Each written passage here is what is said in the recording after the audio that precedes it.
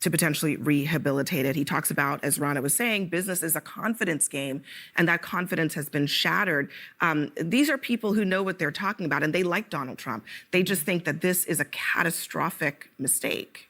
Yeah, I like Bill Ackman, by the way, and think he's an important voice, but he's not the only voice. What's happening, everybody? Earlier this week, Scott Jennings joined the panel on Newsnight with Abby Phillip on CNN. Scott Jennings and the panel debated, you guessed it, Trump's reciprocal tariffs. Now, if you're feeling some deja vu, that's understandable, because it's all they talk about on CNN in their desperate attempt to find something to attack Donald Trump over. Thus far, in about 500 segments on the topic, they've yet to put together a cogent argument. I've got a good feeling about this one. Anyway, let's watch Scott Jennings decimate an entire panel of woke rocket scientists with, fun fact, a combined IQ of 28. Let's go. A little bit of a bounce back today. Stock futures are up. It's kind of unclear what's going to happen, but trust has been lost. And that's really what worries me. I think that investors may, say, okay, things could get finessed in the next couple of weeks, but what about 3 months from now? What about 6 months from now? What I hear from investors across the board is folks going to short-term assets, folks going to safety havens. There's also, I think, pain in the markets that we haven't seen yet. And let me point out something that is undercovered, which is that people were selling off gold and they were selling off treasuries. They don't generally sell things like that in a panic. That means that they're trying to cover losses and stem blood flow from other problems that we don't see yet in the market. We are at the very early days of this. And so to take it lightly, to say, oh, everybody's going to come in line and things are going to be fine, very, very naive. Not to mention what China's going to do, which we can get to. Yeah, John, what do you say to that? So I think that what we're seeing is countries from all around the globe, except for China, saying, we want to make a deal. We do not want these tariffs. What Trump is saying, and he's learned his lesson from the first time he was in office, where China made a lot of promises and didn't follow through on them. There was also a lot of behind-the-scenes deals that they tried to do with Europe, and Europe basically said, yes, we will do whatever you want, and then never did anything. So what I think the message right there to Israel was, you need to actually do it. We're not going to reduce your tariff based on your promise.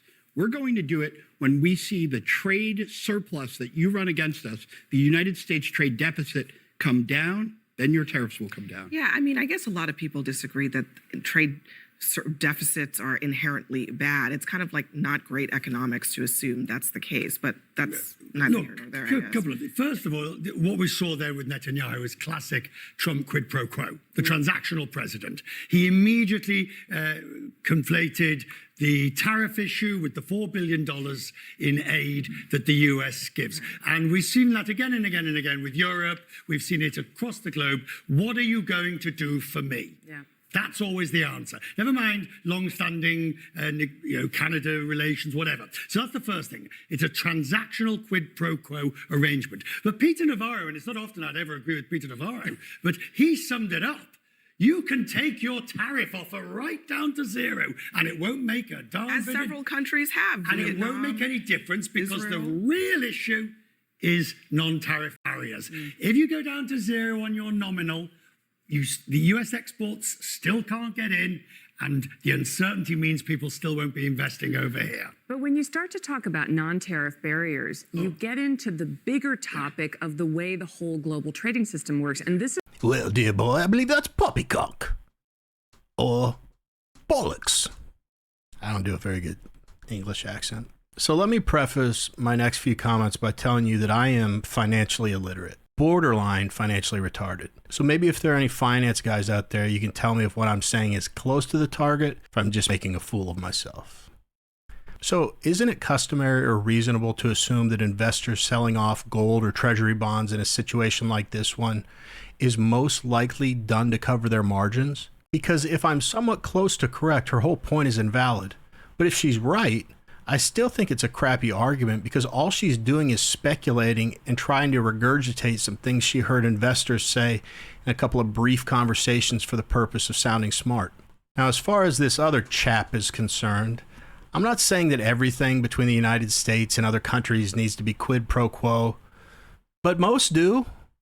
Why wouldn't we pursue the best interests of our country? He says that everything with Donald Trump is quid pro quo and that he's a transactional president in a tone as if he's going to tell us why that's a bad thing, but he never does. So I don't see what his gripe is. I mean, I guess he did say that Trump conflated the $4 billion in aid with our trade agreement with Israel, but again, he didn't tell us why that's a bad thing. Maybe because he's English and they're just very polite and proper and it's bad taste to bring up money. I don't know. One more thing real quick. I promise we'll get right back to Scott. But about the non-tariff barriers, which this guy called the real issue. Two quick thoughts on that. One, I don't know if it's the real issue considering I haven't heard NTBs mentioned once, even on your network, since you said this like 3 days ago. And two, I would think that non-tariff barriers would be covered in the trade agreement. And if that's not something that's typically done, I think that's why Trump's been so aggressive and, by appearance, on purpose, chaotic with all this trade stuff. It signals to our trade partners, don't F with us or we'll respond appropriately. And you may not agree with our definition of appropriate. But seriously, what would be the point of signing a trade agreement and then imposing a bunch of non-trade barriers to hinder trade from the country you just partnered with? That's a rhetorical question. Let's get back to the video. My real problem with what's happening right now. I think we had a golden opportunity. I think Trump had a golden opportunity to come out and say, we're going to build on what I did in my first administration.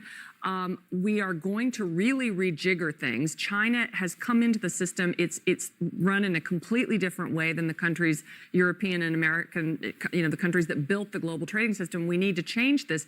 Instead, he's thrown the entire chessboard up. You can't do it alone. There's horse trading going on, not just between the U.S. and other countries, but China and Europe and all the other countries around the world that are thinking, we can't trust this guy. Yeah. That's not a way to get to a new system. The other thing that's happening is that, some of the people in Trump's corner, the billionaires who they make money for a living, they are starting to freak out. And principal among them is Bill Ackman. I actually want to play Bill Ackman from a couple months ago, back in December, when he was singing a very, very different tune. Listen to this. We're stepping into, I would say, the most pro-growth, pro-business, pro-American administration I've perhaps seen in my adult lifetime. President Trump will do nothing that interferes with the success of the country, the success of the economy. I think he's been very thoughtful about tariffs. You do? I think it's a very powerful tool that can be used to level the playing field.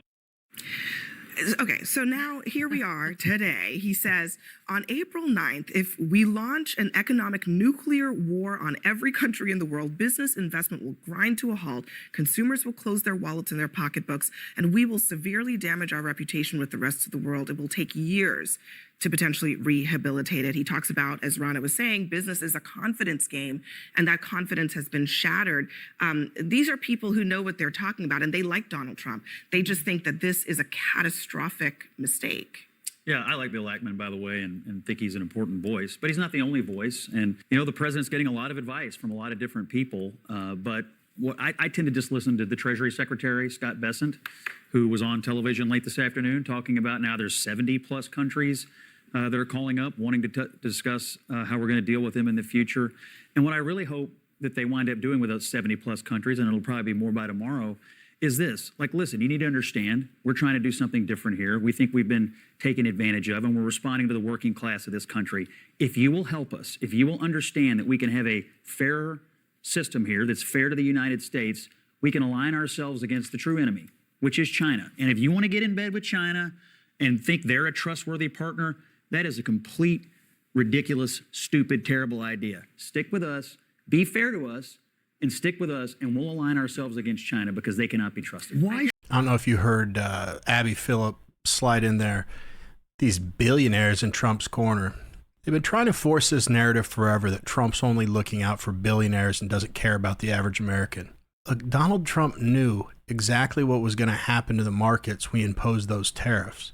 Now, the billionaires are complaining about it. Why would he do that if he was beholden to them? They'll read that quote where Bill Ackman is criticizing Trump when it suits their narrative. But then the next day, the entire network will pretend like they forgot about it completely when they're saying Trump only cares about the rich. But I genuinely pray that people that may have had this view of Donald Trump in the past are recognizing how much he does to contradict that narrative. I completely understand that there are those that will never like him as a person, but what more does this man need to do for folks to stop viewing him through that lens? The guy's never taken a presidential salary, and he's the only president in history to leave office with a smaller net worth than when he came into office.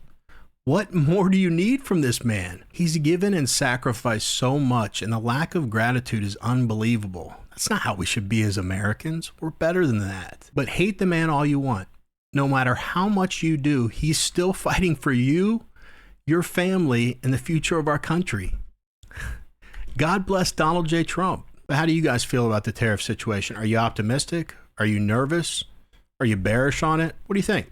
Let me know in the comments. Anyway, that's it for this video. If you like watching videos of Scott Jennings just owning an entire group of CNN lemmings, then click on one of the videos that's about to pop up on your screen. Otherwise, as always, I've got the greatest viewers on the planet. I'm so unbelievably grateful that you took a couple of your precious minutes out of your day to watch my video. It means the world to me. Never, ever, ever forget, Jesus loves you. I'll see you guys.